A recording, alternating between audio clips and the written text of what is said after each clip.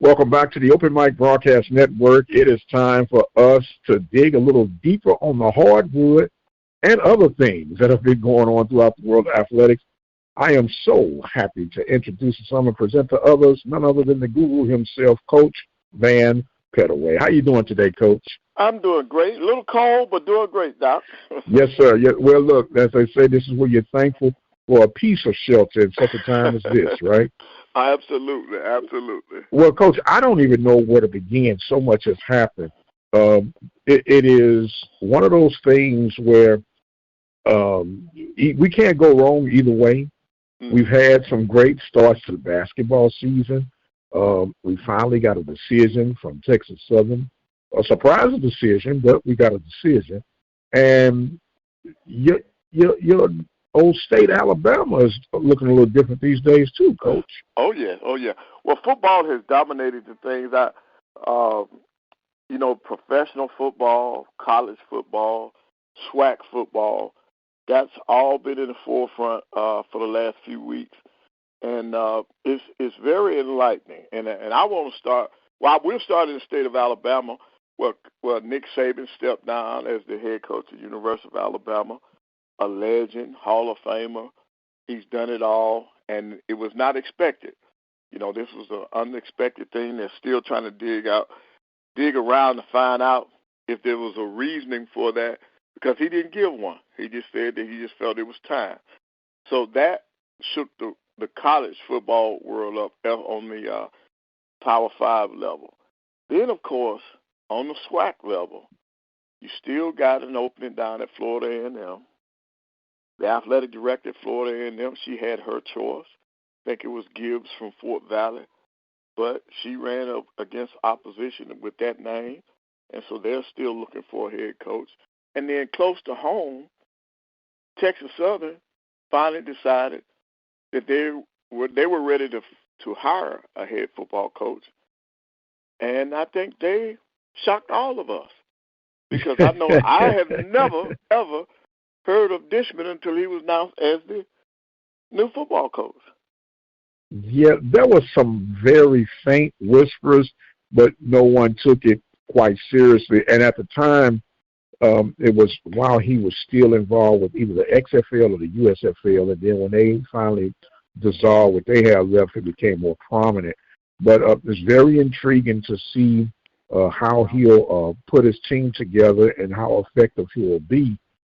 He does have a bit of a coaching experience, way more experience than what Andre Johnson would have brought to the table. Correct. But it still has you scratching your head and somewhat at a dismal of what's next for Coach Fred McNair. Right, and that you know what, and Doc, that's who I feel for. I feel for Coach McNair and his family. He stepped out there thinking that he had that job at Texas Southern, so he resigns from Alcorn. They put a new offer on the table for him, but he thought that his next job would be in Houston. So I feel for him because, number one, he's a proven leader. I love him as a man. I think that's what a lot of people are missing with him when it comes to him, his laid-back personality. But I just feel sorry for he and his family at this particular time. Yes, sir. Yes, sir. It's a difficult time. You don't know where he would land. You would think that FAMU may look in his direction, but it doesn't necessarily seem like he would actually fit that culture, if that makes any sense. Then there's an opening, I believe, still at Morehouse. I don't know if he's willing to go to the ATL, but I guess if he's willing to go to Houston, why not go to the ATL? That might be a little closer to him. I don't know. It's just so much in the air right now. And then you have to look at, we're all human. We all have a bit of pride in us. Here is a man on the top of the food chain. Now he would have to tuck his tail and accept the role as a coordinator somewhere if someone extends him a lifeline.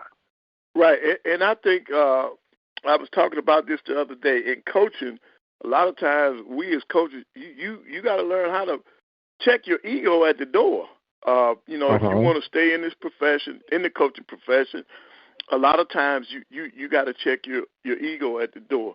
Now, as many years as I've been a head coach, there would be nothing that would stand in the way of me being an assistant coach again on the collegiate level if it was the right place.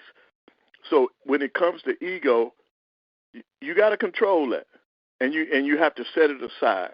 So I'm hoping that somebody will reach out to Coach McNair. I know eventually he'll get back into coaching.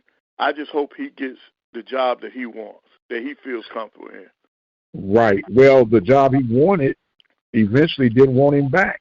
When you look at this Texas Southern situation, some are even saying that maybe he was counting his chickens before they hatched.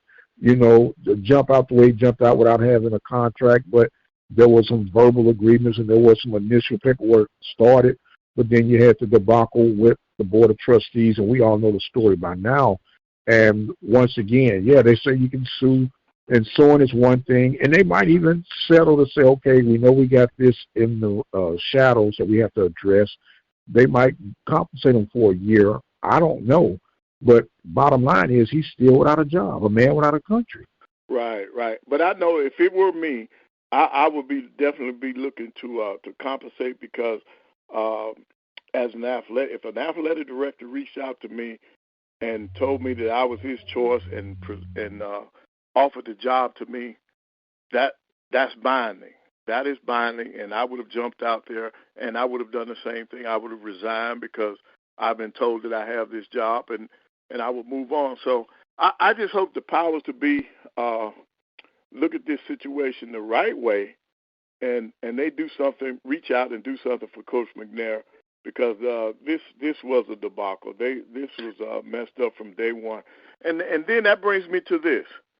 Why have an athletic director if you're not going to trust their judgment and their decision-making? If they can't hire an employee for the athletic department, then they should be in that position. Right. You don't strip.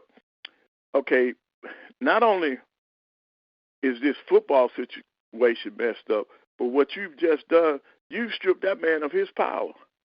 Yes, sir. The other people in that athletic department, they're looking at him in a certain kind of way, and that's not fair. That's not fair to A.D. Granger.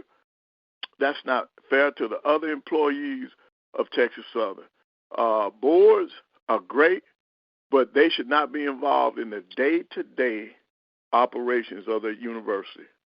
No, sir. I've been echoing that. I just recently resigned from serving on the elected board for 15 years, and your job is to govern, set goals, and encourage and maintain and support wherever you can, and you let the experts deal with the expert positions, such as hiring people for key positions. And so it was something. But here's something, a little side note, Coach. Did you know that throughout this process that Texas Southern just recently hired a new soccer coach? Wow. But no one heard about that. Right. No one got involved with that, but they want to get involved with football, which lets you know that egos definitely got in the way. And it's a bitter taste, I assume, that is in Coach McNair's mouth right now. And if he ever got a chance to go up against Texas Southern again, I'm just thinking of the movie Remember the Titans. Yep. Just stick it till it won't go any further. And it's just a sad situation, but it's one of those situations that everyone involved is going to have to put their big boy britches on and move on down the road. Right. Well, and you got a similar situation playing out at Florida A&M. Right. Their athletic director did the exact same thing. They went through the interview process. They came up with it. They identified the candidate that they wanted. She presented it, and it was knocked down. And so, as people, we got to look at this. We cannot put our administrators out on the island like that. That's not fair to them. They would not be able to do their jobs when you still got, in this case, alumni more than board members that are voicing their displeasure. You can't do that. You cannot do that. If you had enough confidence in that person to put them in that position, then you should be accepting accepting the outcome or the determination that they come up with, the appointments that they recommend. You know, if I'm hiring somebody and you've given me that right to do that, support me. And that's Right. what we should be doing in this situation. Absolutely, absolutely. Well, it's another sign of getting in your own way, and hopefully we'll have a much sooner result and a better result for both sides with the FAMU case as it was coming in. It was real funny. I got a couple of guys I do another segment with, and I thought they were playing with me when I told them about the announcement of Chris Dishman. And they was like, well, who is that? I was like, are you serious? And I was like, he was teammates with Bubba the Guy with the Houston Oilers. Oh, okay. And they were like, oh, well, that's not our problem. Let's focus on Prairie View. I was like, okay. And I was like, boy, so it's just some crazy things. And sometimes, in some cases, athletics bring out the best and the worst in us, Coach. Oh, yeah. And I'm hoping, except for Labor Day Classic, that they have a good outcome with this Chris Dishman hire back at Texas Southern. We got so much involved here, Coach, and I know football has been the driving force. But, man, we got to get this. We 2 weeks into the basketball season, man. We got to get you back. We got to get you back in your elements, Coach. Okay. Well, look, I'm ready to get there. And, look, it has been a great 2 weeks, too. A very exciting week of basketball on the women's side. Jackson State, they have shown that they are the dominant team in this league because they have come out like gangbusters. They're playing well in the conference. The team that I picked to do well on the women's side was Bethune-Cookman, and they had a great preseason schedule. But now, as the SWAC season has started, you know, it's so-so. You know, they've dropped a couple of games, but Jackson State is 3-0 on the women's side. Grambling is 3-1.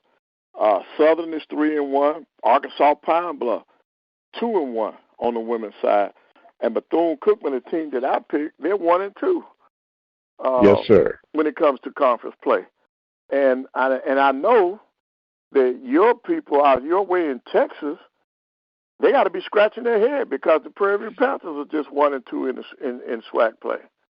Yeah, 1-2. And speaking of PV basketball, I'm scratching my head. I know that the weather was a very challenging factor these last few days, but Texas Southern was able to get their second game in with Mississippi Valley, but the Pine Bluff Prairie View game was canceled or postponed, as they would say. They say canceled. But you might as well put a cancel asterisk by it because I don't know budget-wise how you're going to make this game up when it comes to the travel expense, this, that, and the other. Will they try to attach this as part of a tournament roundup situation in Birmingham toward the end of the season, or will they even go back and try to make this game up at all? Right. I think you might have to because this matchup could come down to seeding where they have to play the game. So being able to get this game in, that's going to be the key. And I'm quite sure no matter where it's being played, there's going to be a financial there's going to be a financial piece to it no matter where it's played, because Arkansas Pine Bluff has already paid for that trip out to Texas rather, and then I just didn't understand it when I saw it, and I even thought, I said, well, maybe with the weather, what they're saying is that something happened at the Baby Dome where it's not available because of weather conditions. I said because Pine Bluff is in Texas because they played on Saturday night. So they're within at least 50 miles of Prairie View. So I did not understand. This was a head scratcher for me. Well, there is a recreation center right next door to the Baby Dome on the campus of Prairie View that I know the women have played regulated games or non-conference games in there, but you still, it's a regulated court where you could, if there were a challenge, and I hadn't heard anything as of this reporting, that you could have easily transitioned over to that rec center, which is right next door. When I say right next door, I mean right next door. So once again, it's one of those deals. I was teasing with you earlier with the old owl. How many licks does it take to get to the center of a Tootsie Roll? They say the world may never know.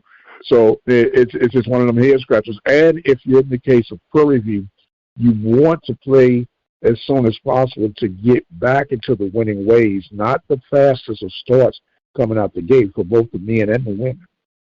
Right. Yeah, on the men's side, your Panthers are, they're struggling also. So it's just it's a great start to the basketball season, but some of the programs are feeling it. On the men's side, Jackson State, they're 3-0.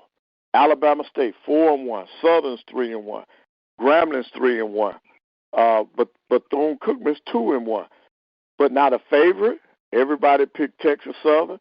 They're coming out the gate 2-2.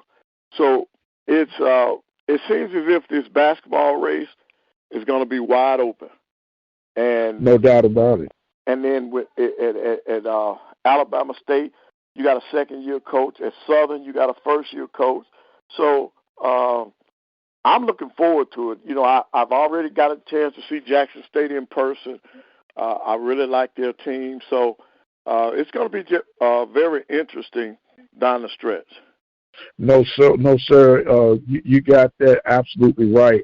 And the thing about it, and it goes back again, and I know I'm like a broken record right now. It doesn't even matter, it seems like, for the regular season, because we put all our weight and emphasis on the tournament. And if I can just play well enough to make it to the tournament, all is forgiven, right? Well, that's true, because you got that carrot dangling at the end of that tournament, that championship. If you can win that championship, it puts you and your university into the big dance and all the publicity and money that comes, the financial commitment that comes with that. So it's great. It's great. But I think more emphasis needs to be placed on the regular season, because that's the true testament and true measuring stick of how a team is doing by winning a conference championship versus a tournament championship, where all you got to do is get hot for 3 days. Right. The long grind of the regular season, to me, that's a better barometer of what's going on with your team.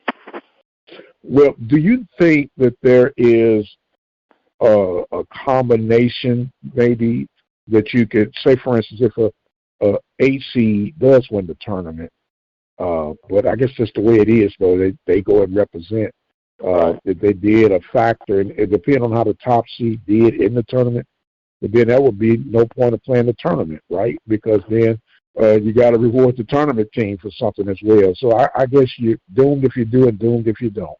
Well, with this new alignment coming up in college basketball, I think they're going to probably switch the automatic qualifiers to the conference champion, because what they're doing, they're getting ready to expand, and in expansion, I think they're going to make the conference championships winner the automatic qualifier, where right now in our league it's the tournament champion.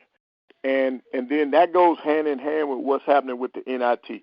The NIT has to wait to see what the NC2A is going to do before they lay down their parameters, because as it's presently constructed, if your conference champion is upset in your conference tournament, they get the automatic to the NIT.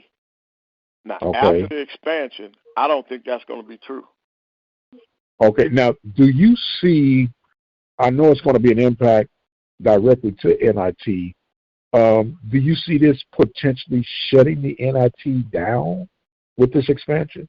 No.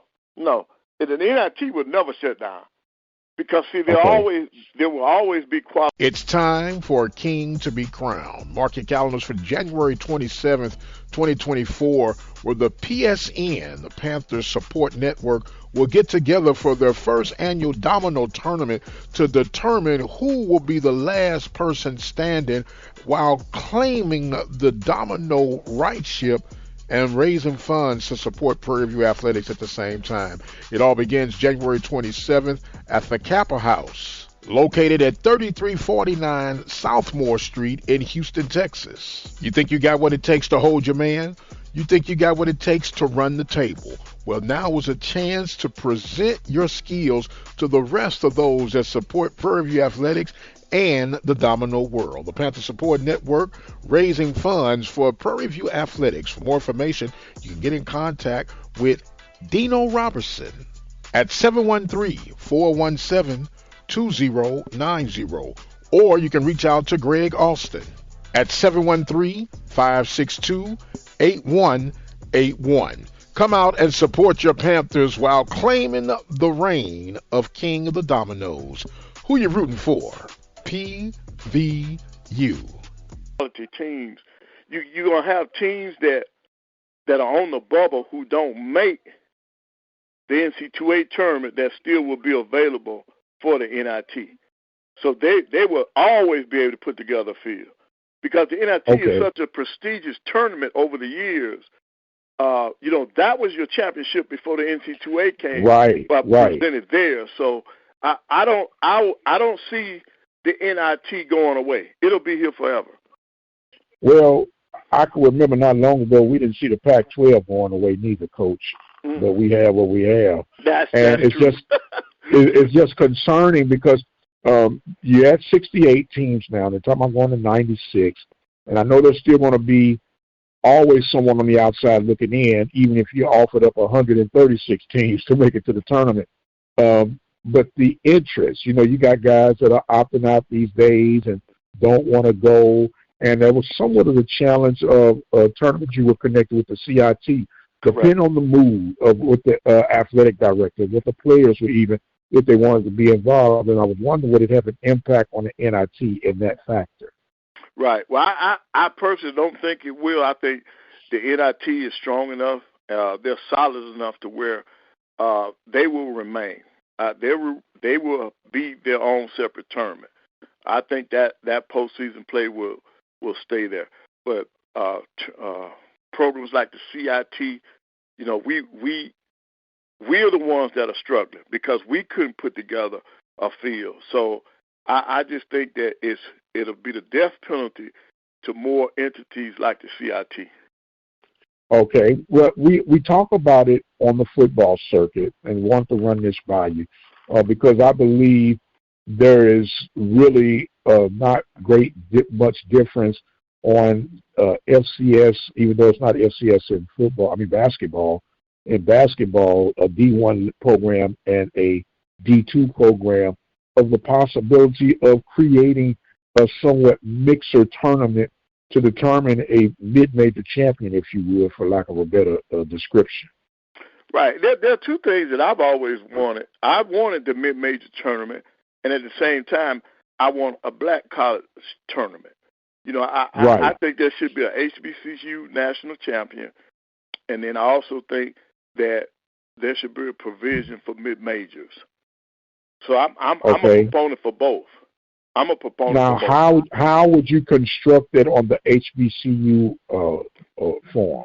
Well, I would do the MEAC against the SWAC, and if we just wanted to do it all the way, like there was a proposal out there, like the CIT, they proposed having a national championship for HBCUs using the SWAC, the MEAC, the SIAC, CIAA, and then taking your two best NAIA programs and having a national tournament. You play it. Your championship will be played. Championship week will be the week of the Final Four, where there's no competition when it comes to national coverage. That week, you would start Tuesday. Your championship game, your championship game would be that Friday. So you wouldn't interfere with any of the things that have already in place for NC2A. Okay. Now let me ask this. I thought that was a good proposal. Go ahead. In the event that is being able to be created, I could imagine, say, the SWAC champ and the MEAC champ, they're getting the NCAA tournament. Then I guess perhaps your tournament winner or the second best of those conference would be involved in this? Or how would you round up the teams? Well, I still would think that you would save a slot. You would save a slot for those champions because your tournament doesn't start until all this other stuff has been figured out. In other words, your SWAC champion and your MEAC champion, they get their bid to the NC2A. They're part of the 96. All right. Let's say they get beat in the first or second round. They still have an opportunity to play for a national championship because the timetable is still there. Remember now, NC2A is going to be 3 weeks in before you even get to the Final Four. That's why you push your tournament back to the Final Four. So you're taking the best of the best. So the conference champion from the MEAC and the conference champion from the SWAC will still have an opportunity to compete for a national championship on the HBCU level. Okay, and you know I'm playing devil's advocate, right? Because people listen and they'll comment, how would we deal with the travel arrangements for this potential tournament? You have it at one site. I'll do a neutral site, take it to Atlanta. All roads lead to Atlanta. You take people in there because you're going to have at least a week. Okay, if you go by past history, you're going to have 2 weeks to prepare for that tournament, for your HBCU national championship. Because we've only had one team, and I was Southern in 93 to go to the second round. Right. So if you keep that same pattern, you can go to the second round and still have time to participate in the national championship. Okay. Now, you and I both know that basketball is a different creature than that of football. Do you think this is something that can get legs and be supported nationwide, or at least regionally, deep enough regionally, where this could be a successful run? Yes, I know it can, and I know for a fact how far it's gone, but the infighting as to who's going to be the top dog has prevented this from coming to fruition. All the legwork was already done for this. All the leg. Okay. Now, when you say top dog, are you talking about like the promoter? Yes. That's what has stopped this from progressing. Wow. That's exactly what has stopped this from progressing. Because it was there, and the reason why I know it was there, I was part of the committee. Okay. Well, look, we need to regroup and get everybody some feel-good music and their favorite snack, and come to a happy medium, man, to get this, because it really sounds exciting and something that's very much doable. Right, and see, it's hurting the athletes, and it hurts our HBCU. You got your national championship in football. You need to have one in basketball. Okay, now just from intriguing inquiry minds like mine, how many teams would you invite to this tournament? At least 8.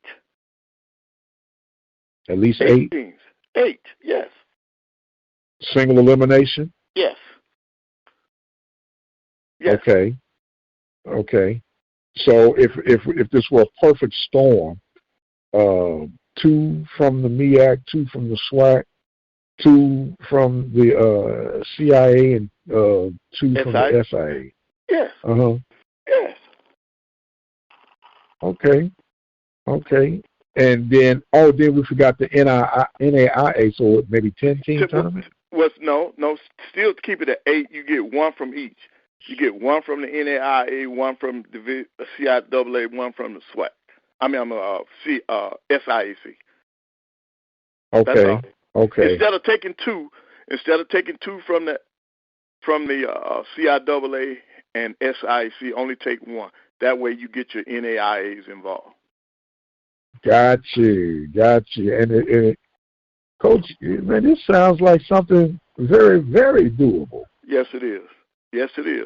And if you keep it at that time frame, you're not competing with the big boys, so you can come up with your own TV package. because that's the downtime. The Final Four weekend is the downtime for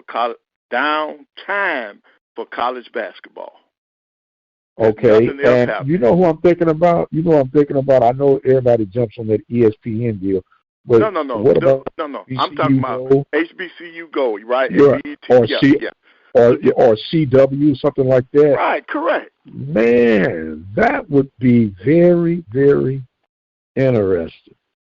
That would be very interesting. And to be quite honest with you, that would definitely draw my attention. You know, even though the NCAA March Madness, there's nothing like it on the planet. But this would really, really intrigue me at least a little bit more to hang in there with the HBCU basketball program. Right.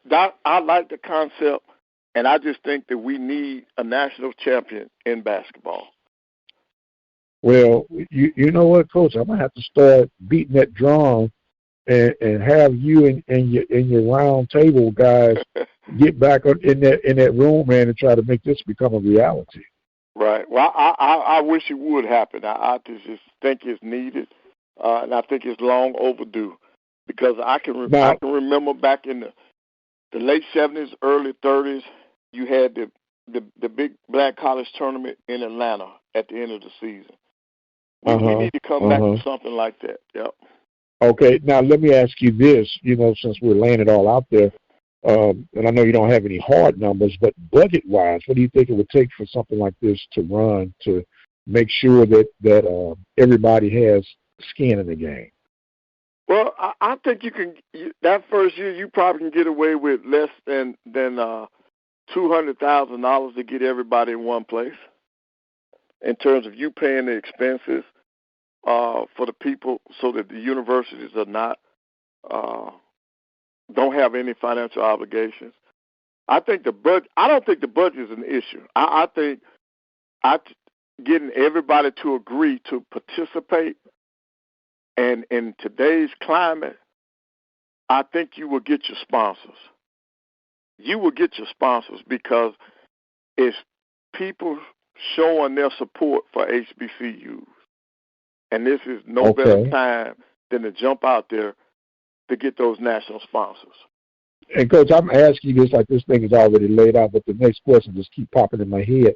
What would be the perfect location for this in Atlanta?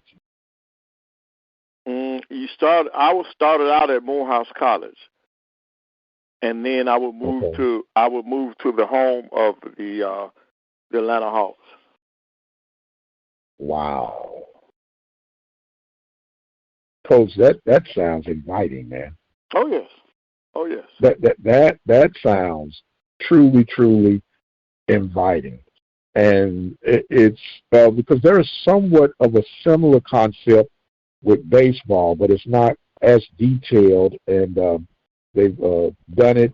They had the HBCU All-Star game in Seattle last season, and there's a little tournament that is played that kind of intertwines some D2 schools, NAIA, and a couple of D3 schools, if I'm not mistaken. But this is really intriguing, man. This is really intriguing. Oh yeah. You've been on the grind, huh, Coach? Yeah. See, you got to remember now. When I was still coaching, I tried to put together a preseason tournament for HBCUs. I wanted the MEAC SWAC Challenge in basketball. I had a partner. I had a partner from the SWAC, which was Alabama State. They agreed that if I can get two MEAC teams, that they would participate to get the ball rolling. And my problem came with the MEAC. I could only find one team that was willing to participate. Everybody else was saying the same thing, that we didn't need to beat up on each other.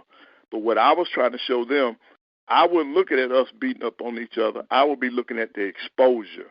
If we had a preseason tournament before the actual season tipped off, it would bring more exposure to our two conferences, and I think it would help us in recruiting. And at the time, we were still looking at, or we still had the TV aspect of the preseason tournament.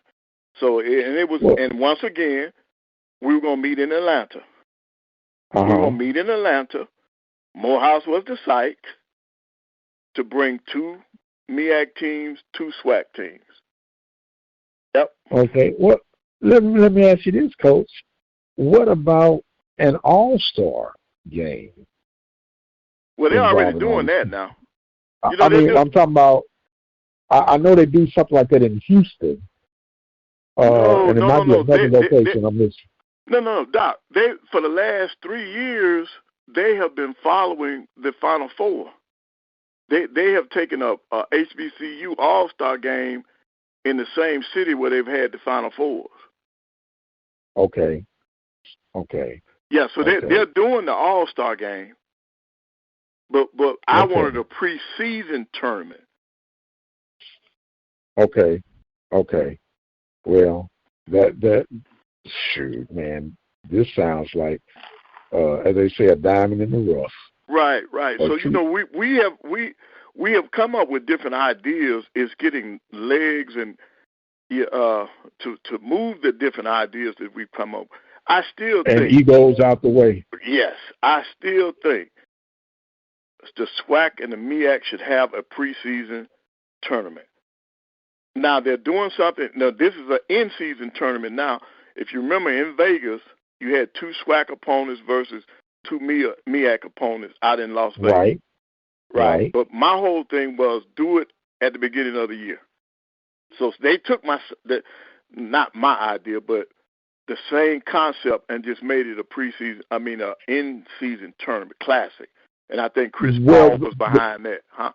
Well, the kickback to that, Coach, would be if you're doing it at the start of the season, and that's right in the thicket of football and things being determined, do you think that it would lose traction and interest if you did it then?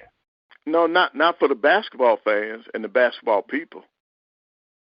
You know, the people that love college basketball, I think they would have participated. My whole thing was keep the entire thing HBCU. That's why I voted that we meet in Atlanta at Morehouse.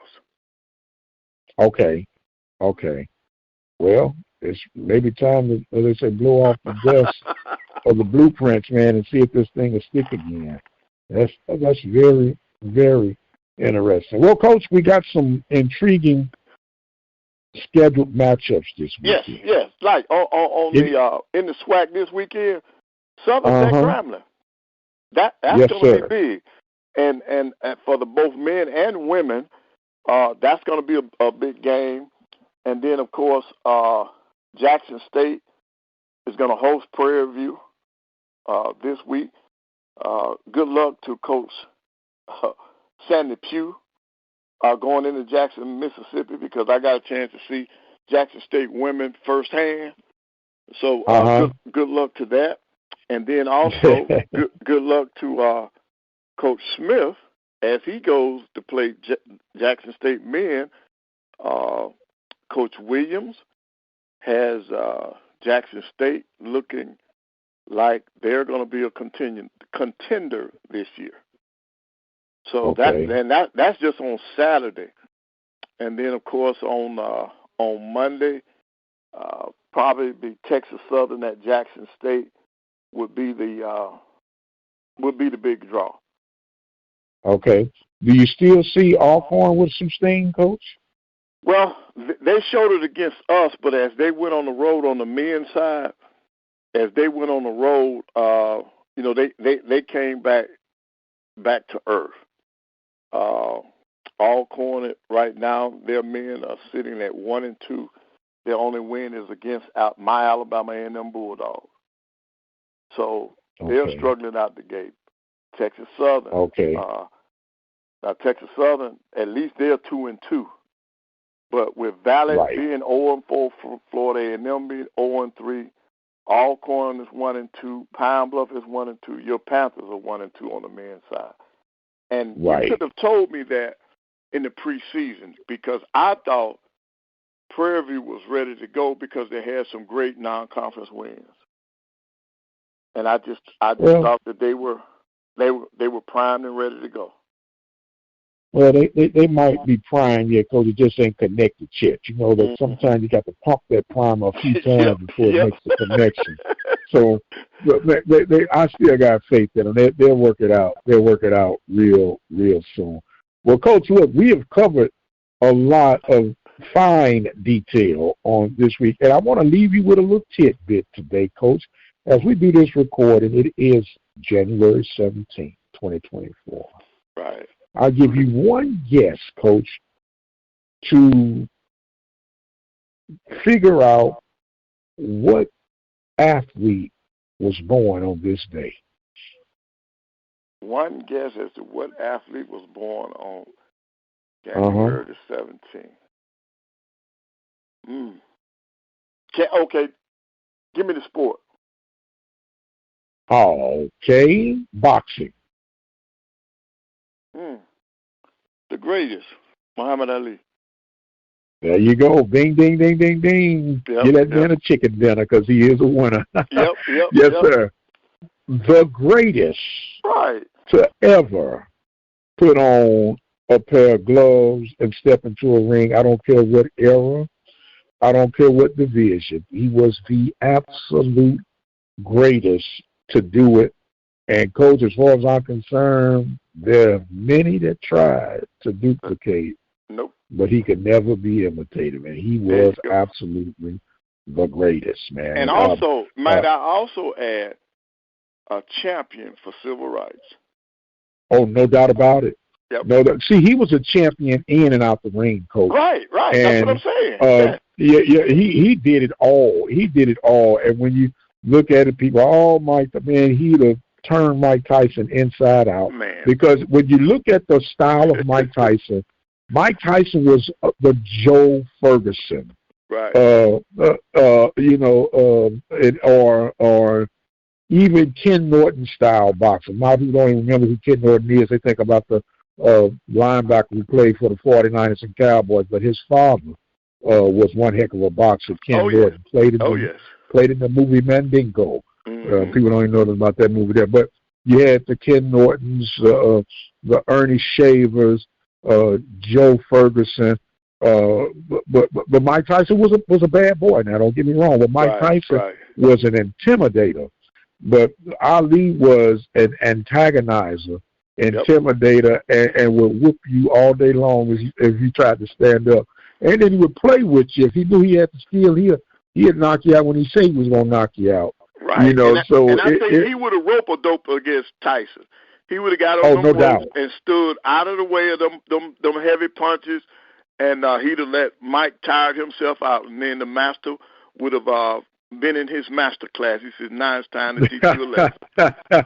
Yes, sir. Big George know about that. Now, George had one heck of a run in his 40s, and, Godspeed with him. But one thing he would always have an asterisk by his name. He could never beat Muhammad Ali, man. Right, because when he was in his prime, he showed him up. Yes, sir. Showed him up and showed out. So we like to leave little nuggets every now and then. Coach, I want to give you an opportunity to give some closing thoughts and comments, sir, as we wrap up this week's segment. Well, Dr. Prince, I'm glad we're off to a great start in 2024. I want to continue to encourage you to keep doing what you're doing, sir. This is remarkable, and I'm just happy to be a part of it. And I want you to stay encouraged, and continue to accept your assignment. Well, sir, we're going to accept it and do it to the very best of our abilities, and we are truly appreciative for you dropping knowledge and even correcting me and righting my wrong about the HBCU basketball tournament, because, Coach, I don't shame from it. I learn a lot from you on the basketball part because basketball has become so convoluted to me, and it's becoming that way with football to a degree, but I'm still hanging there a little while longer. But I learn, and I know the listeners learn each and every time you drop that knowledge when you open up that microphone, and we're truly thankful to you for that. And as they would say, if the creek don't rise and the Lord delays his coming, next week will be a chance to get together and do this all over again. He is the guru, Coach Van Pettaway, by way of Huntsville, Alabama. I guess it's the original heel. Yeah. We still on the heel, and we ain't backing down. We ain't backing down. He got us by a year, so I have to bow down to him right now. I am the radio guy, Dr. Mike Prince. Don't forget you can follow me on X at the Mike Prince Show. Subscribe to our YouTube channel at the Open Mic Broadcast Network, and do visit our website at obnradio.com. And until the next time, you guys be blessed, and we'll see you on the other side.